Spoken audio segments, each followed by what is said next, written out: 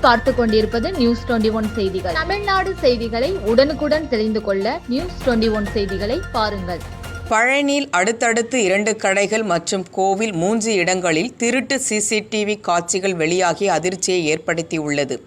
திண்டுக்கல் மாவட்டம் பழனி நகரின் மையப்பகுதியில் அமைந்துள்ளது உழவர் சந்தை, சட்டமன்ற உறுப்பினர் அலுவலகம், வங்கிகள் என முக்கிய சாலையான சண்முகபுரம் சாலையில் நேற்று இரவு விஜயகுமார் என்பவரது டீ கடை மற்றும் அருகில் கணேசன் என்பவரது டீ கடை என 2 டீ கடைகளில் சுமார் 5000 ரூபாய் பூட்டை உடைத்து மர்ம நபர் பணம் திருடப்பட்ட சம்பவம் பரபரப்பை ஏற்படுத்தியுள்ளது. மேலும் தட்டான்குளம் பகுதியில் உள்ள முத்துமாரியம்மன் கோவிலில் மர்ம நபர் பூட்டை உடைத்து திருட முயன்ற காட்சிகளும் பதிவு செய்யப்பட்டுள்ளது. இது குறித்து கடை மற்றும் கோவிலில் நடைபெற்ற திருட்டில் ஈடுபட்ட மர்ம நபர் குறித்து அங்கு பொருத்தப்பட்ட சிசிடிவி காட்சிகளை கொண்டு பழனி நகர் போலீசார் விசாரணை மேற்கொண்டு வருகின்றனர். பழனியில் அடுத்தடுத்து 3 இடங்களில் நடைபெற்ற திருட்டு சம்பவத்தால் பொதுமக்கள் பீதி அடைந்துள்ளனர்.